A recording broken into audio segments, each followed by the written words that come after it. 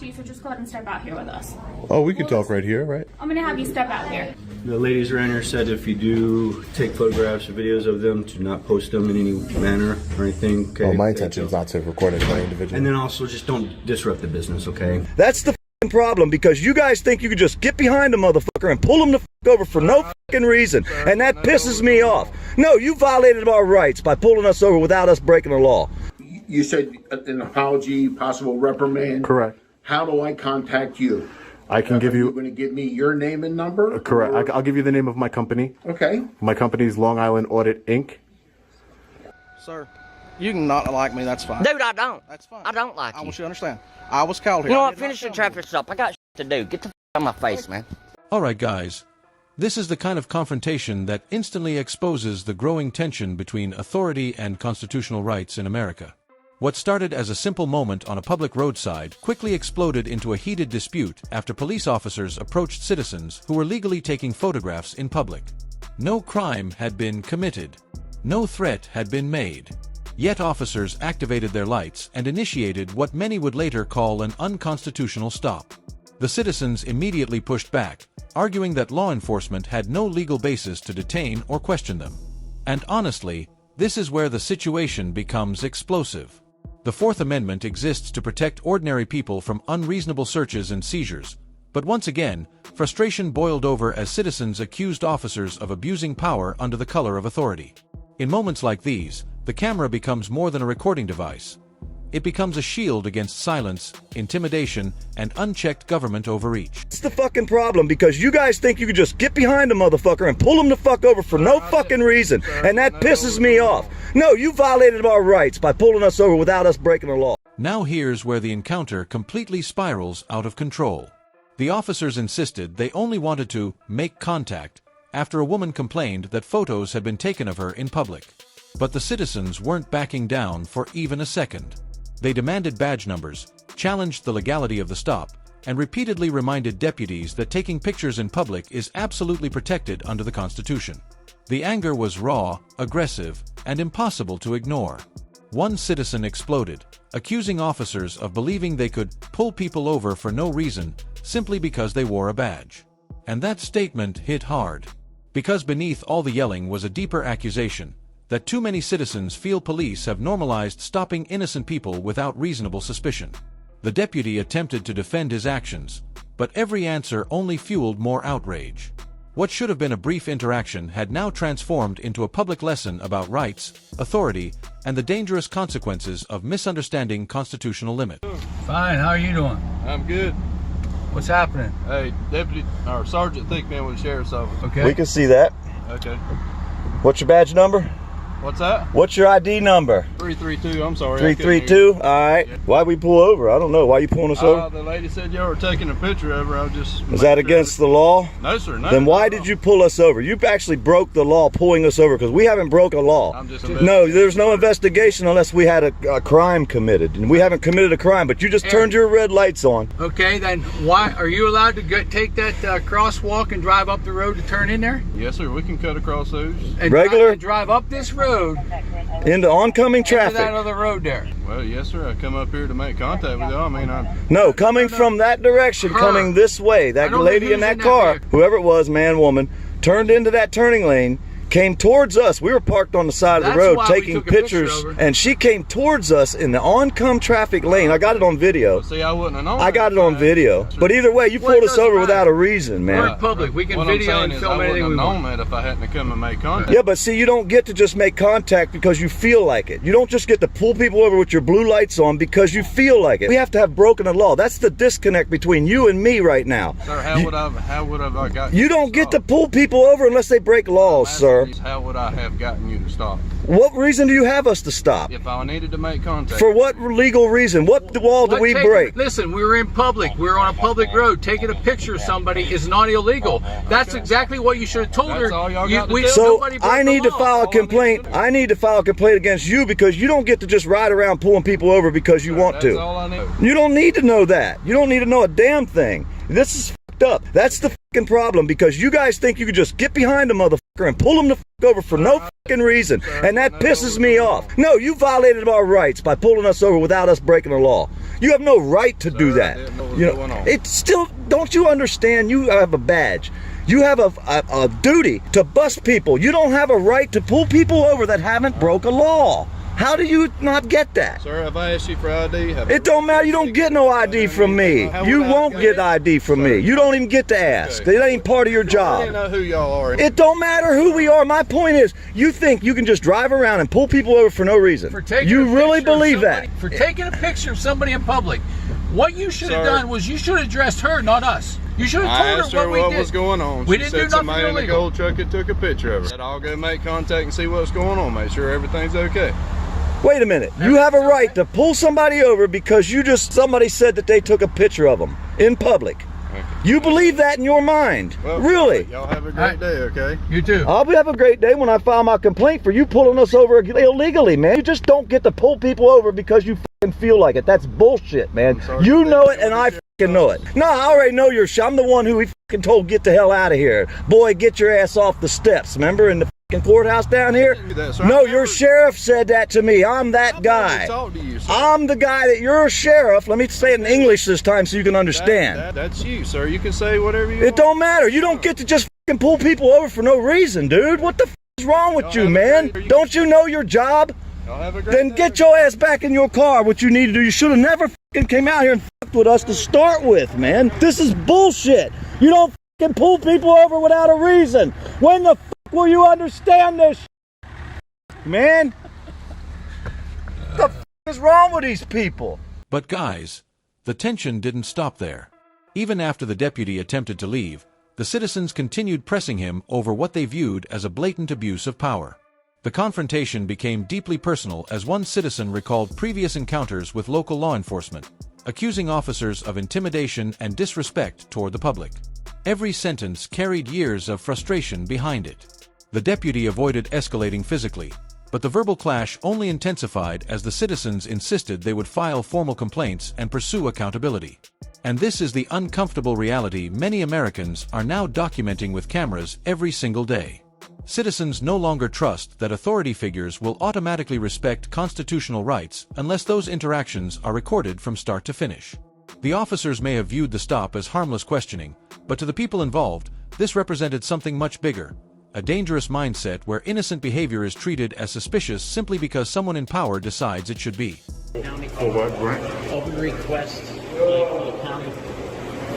I mean, before what? Open request for what? Open records like for the county government as far as budgets, salaries, public information for the county. Public information. 5th floor? Okay, thank you, sir. We're on the 2nd floor now? Cool, thank you. Are you taking pictures for a reason, or? Yeah, I am. I'm taking pictures for a reason. Correct, yeah. Excuse me? Construction or something? No, no construction. No, nothing of that. No construction. Plotting to bomb us, or? No, why would you say that? Because I have a background in that, and that's what guys do. They do pre-operational surveillance. In broad daylight. In broad daylight, passing security. They can do whatever they want.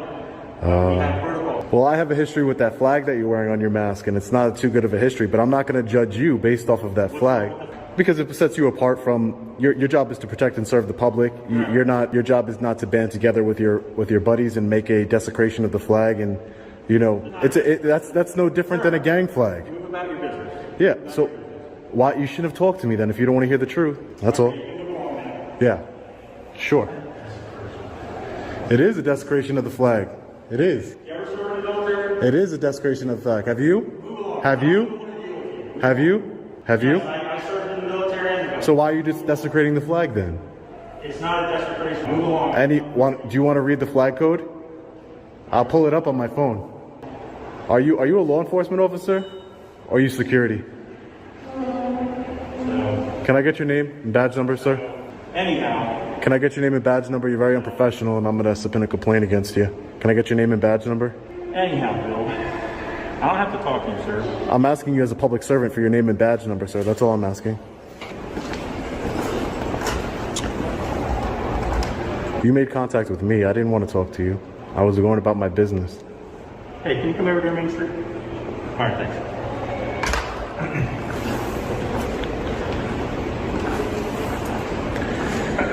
So, I'll have to finish the story when I mean, I'll leave as soon as you give me your name and badge number and you can finish your story. What department do you work with?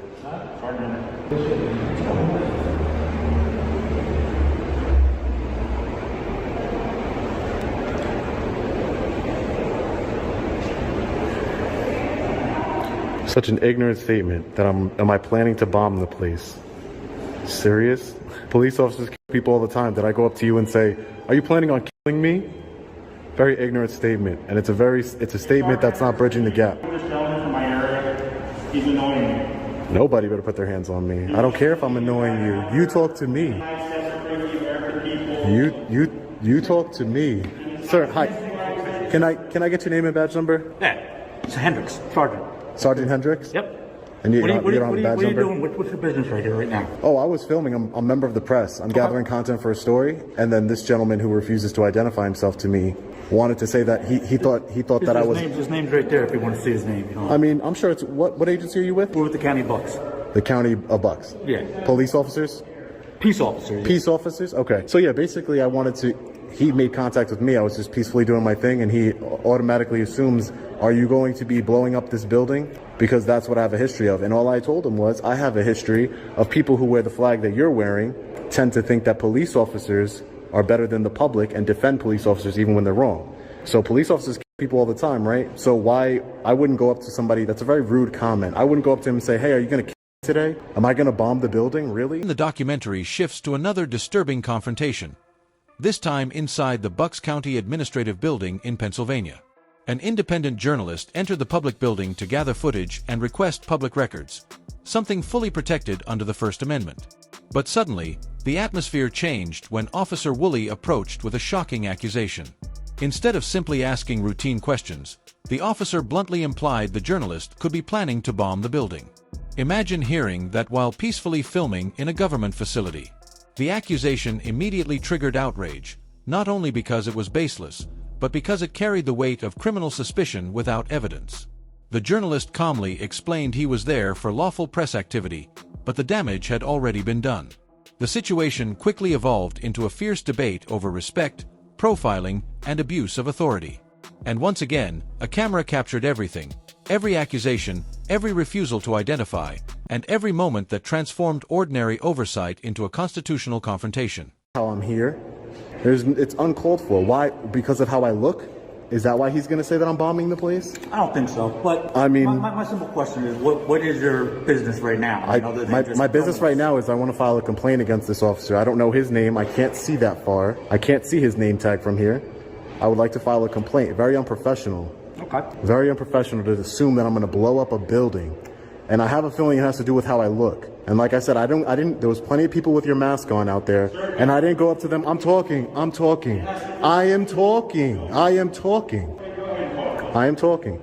There was plenty of people wearing that mask. I don't discriminate. I didn't say, oh, because you, I think that's a desecration of the flag. I don't support it. And I think that it lends to a brotherhood and a mentality of brotherhood between law enforcement. But I kept my mouth shut because I don't know you, the individual, and I don't know this gentleman. But just because I have a camera and I look the way I look, or whatever it is. You can have the camera all day long. That's fine. Of course. So why would he say? What are you planning? I'll pick it up with him later on. But right now, I'm on you right now. Yeah. I'll pick it up with him later. All right, but I want to file a complaint. Okay. Well, I want to file a complaint. You can head right up to public information and file a complaint with them. They have complaint forms in public information. Great. I would need to get his name first. So can you? Officer Woolley. Woolley. WOOLLEEI. Y. EY. Woolley. Yep. Officer Woolley. Does he have a badge number? No. No badge numbers? It's just Officer Woolley. That's all you need. And you guys are, just want to make clear what agency you're working for. You work for the Emergency Service County of Bucks. Okay. That's where you're at right now. You're in Bucks County. Yeah, no, I know. I just didn't know if you could have been a private security officer. I don't know. No. I have no idea. We're county officers, man. Oh, okay. Great. So if you want to start heading over this way, or? Yeah, sure. I'm going to go and head over to the public information. Okay, just tell me you want to file a complaint. Or I can take you right to my director and you can talk to him. I'll talk to whoever I want. I'll talk to whoever you have for me to talk. It's up to you, man. Whoever, if you have somebody I can speak with, I would appreciate that, because that was just uncalled for. Like, I wasn't saying anything to him. I was just peacefully filming. and he wants to automatically assume. I'm not needing to hear from him. That's okay. You're allowed.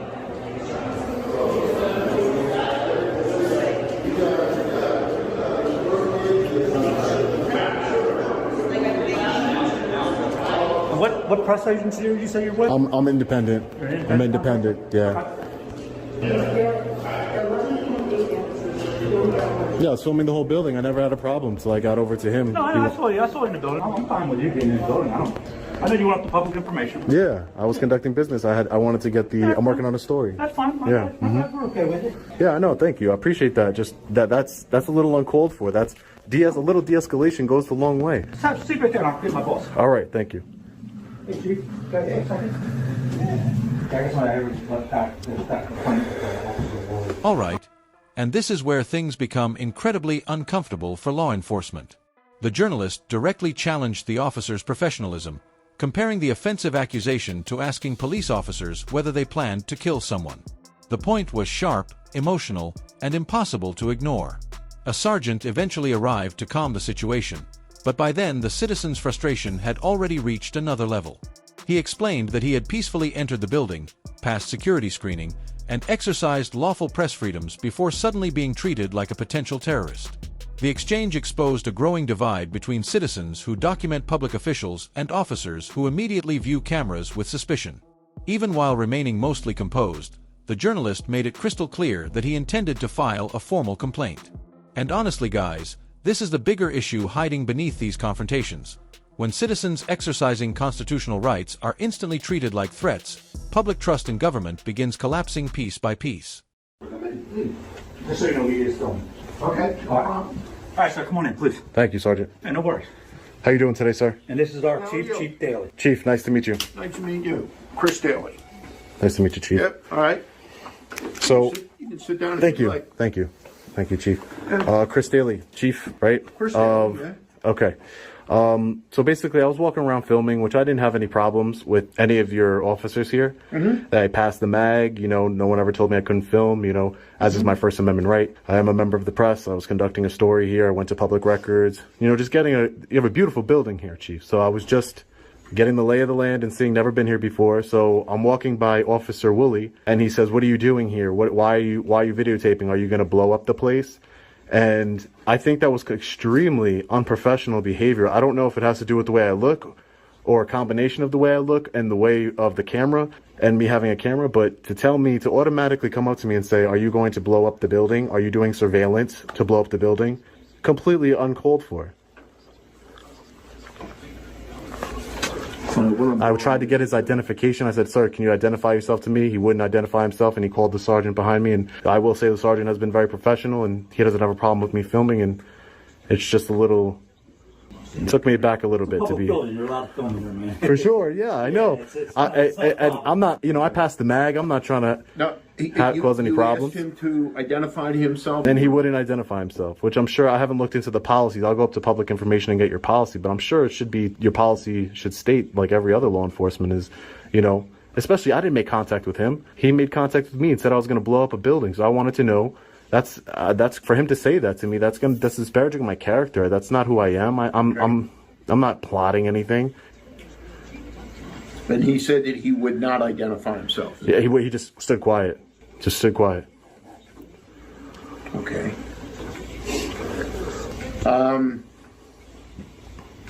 Of course, I heard your side of the story. For sure. This will be investigated by my sergeant and myself.